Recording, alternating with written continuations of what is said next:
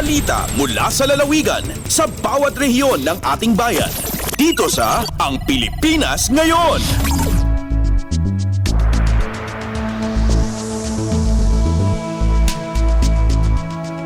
Dumako na tayo sa ating regional news. Unahin natin ang mga balita mula sa Luzon. Mula sa Dagupan, lokal na pamahalaan ng Lingayen umaasang muling makakamit ang Mother of All Awards ngayong 2023. Ang detalye ng balitang ito mula kay Ruel de Guzman. Gabay na lokal ya gobyerno na bali na Lingayen yan naalalamot sa Seal of Good Local Governance o SGLG Award natan niya taon. Punong udkin ng Lingayen Mayor Leopoldo Batawil sabit ng award yamandala po Department of the Interior and Local Government o DILG at pakanungan na panaanos na aray empleyado na LGU ang pinaitar at sari sisilbian ng totoo sumaplas ng maayos ya serbisyo. Imbaga ni nabit ng opisyal na balay sa SGLG at ituturing niya Mother of All Awards katong gabay ito na alalamat na bali ito sa Abitlan Award. No natandaan ng September 28 at walay agawan national validation para SGLG 2023 at bali na Lingayen yad dinauluan ng NCR LGOO7 Adrian Lopez sa resulta na bitdan aktibidad at nakabatan at kumatlo o kumapat ya simba na bulan na Oktubre. Nan imbo nagyataon kay iba Sulingayen at aray lugar at Pangasinan ya awardee para at SGLG. Malalapod RP Dagupan, Shaq si Ruel de Guzman para Radyo Pilipinas World Service. Balita mula sa lalawigan sa bawat rehiyon ng ating bayan. Dito sa Ang Pilipinas Ngayon. Maraming salamat, Ruel. Yan ang ulat mula sa Dagupan. Dumako naman tayo sa Bontoc. Mountain Province, itinataguyod ang pagdaraos ng malinis, ligtas, mapayapa at maayos na 2023 BSKE. Covenant Signing at Unity Walk isinagawa. Ang detalye ng balitang ito mula kay Donna Kawis Balyo.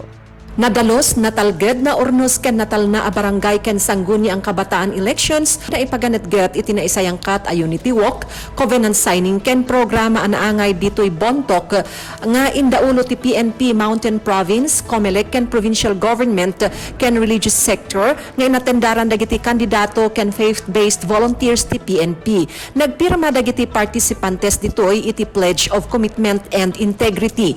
Kinuna ni Police Regional Office Regional Director Brigadier General David Peredo Jr. nga aramidan dagiti pulis ti kabaolanda tapno ma-exercise ti umili ti political freedom ken ti kinatalged ti umili no tiyempo ti eleksyon. In palagipmat ni PNP Mountain Province Provincial Director Colonel Sibri Dawigay Jr. kadagiti kandidato ti kinapatag ti integridad, honesty ken good governance. Inalukoy na ti publiko at tumulong para iti panakagunod ti natal na ken na ornos nga election period ken panangkadkari ti anyaman nga ti kinaranggas ken panagbutbuteng. In paganatgatmat ni Provincial Election Supervisor Ricardo Lampak ti kampanya ti COMELEC a kontrabigay ken panangkontra iti vote buying ken vote selling. Dinakamatmat ni Pastor Eliseo Kaiser ti kinapatag ti righteous leadership. Napos na di ZRA Bontoc saon Andona Kawisbalyo para ase Radyo Pilipinas World Service. Balita mula sa lalawigan sa bawat rehiyon ng ating bayan. Dito sa Ang Pilipinas Ngayon.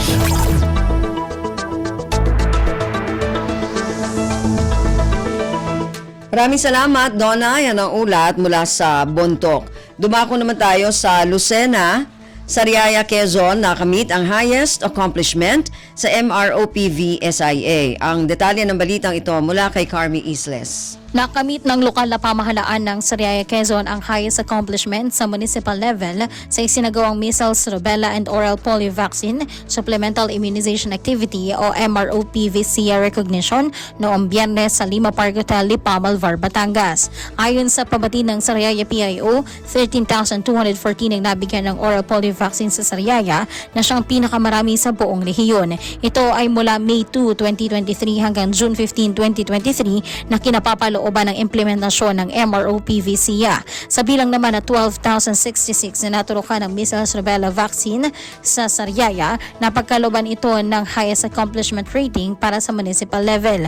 Samantala, second highest accomplishment award pa rin ang Sariaya dahil sa pagkakaroon ng 84.35% rate sa measles rubella vaccination. Mula sa RP Lucena, ito si Carmi Isles para sa Radyo Pilipinas World Service. Balita mula sa lalawigan sa bawat rehiyon ng ating bayan. Dito sa Ang Pilipinas Ngayon.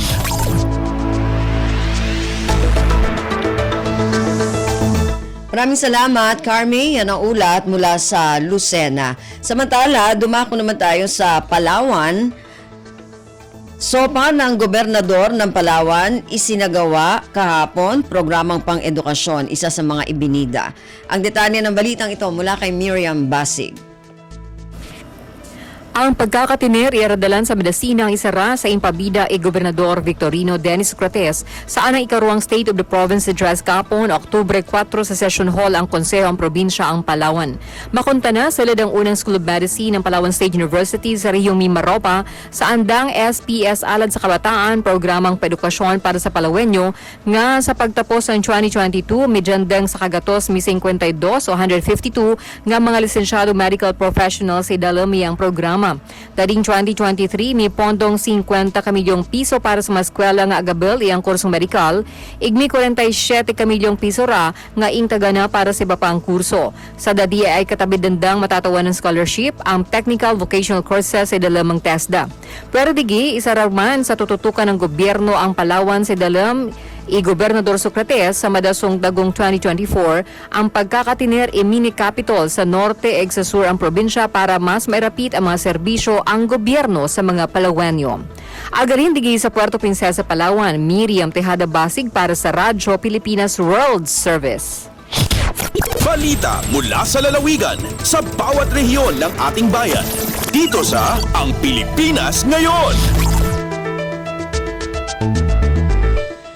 Maraming salamat, Miriam. Yan ang ulat mula sa Palawan at kabuuan na ulat mula sa rehiyon ng Luzon.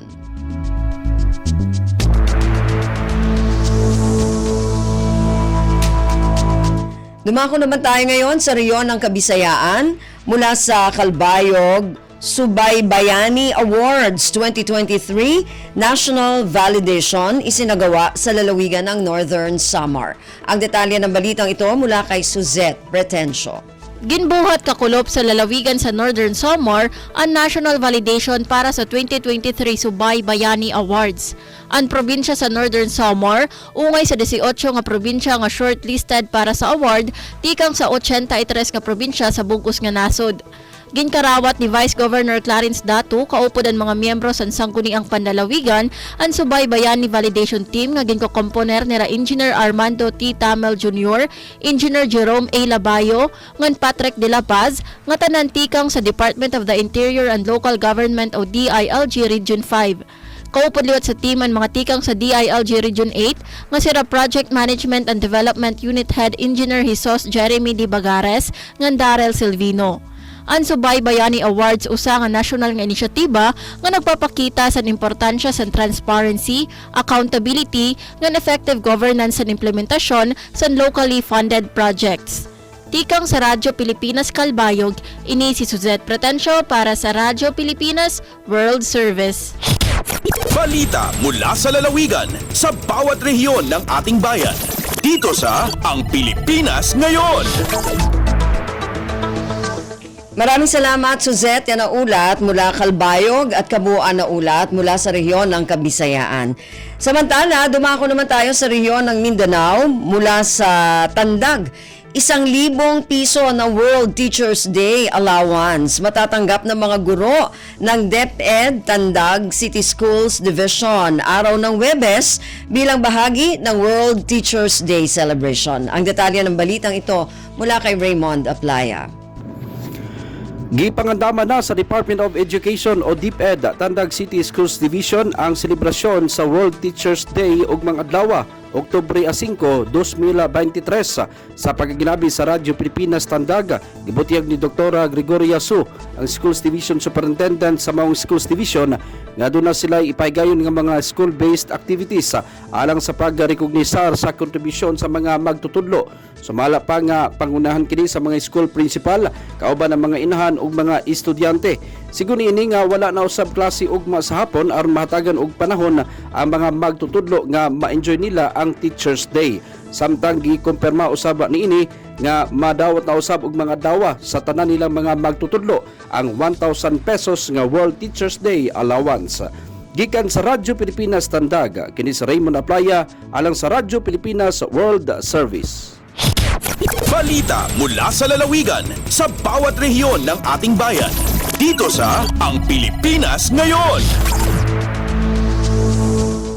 Maraming salamat kay Raymond mula dyan sa Tandag. Dumako naman tayo sa Hulo.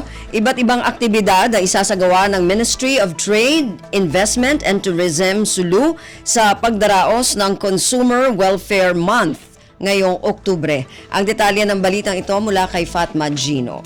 Indigenous pakaradyaan impapaunon sinang Ministry of Trade, Investment and Tourism di halupasug hapal supatan sin pagasabo sina Consumer Welfare Month habulan yan October.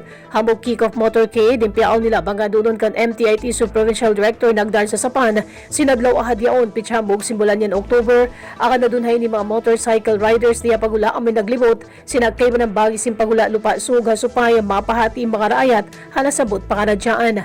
Mapuas na haini papaunon laray sa adlaw in a Consumer Awareness Forum amin hagdaran yan sindukaing-dukaing sektor hapit sa siyam simbulan October. Hapit siyangpo, papit siyangpo tagdua, papauno ni sabi academic contest, bianasin quiz B, essay man extemporaneous speech, kalamuran si mga batay school, outreach program ha mga balusin MNLF ha municipality sina Talipaw di Alupasug, Consumer Awareness Campaign ha pagsupatan sin RA 10909 at awaming pagtawakon bawal magsukli ng candy ada dunhay ni in LGU pagbisita mga establishment ha supay mapatumtum in mga ini sin kasara-saraan ibang kapatot si mga mamimi. Dahil nga RP Holo ini Fatma Adiligino para sa Radyo Pilipinas World Service.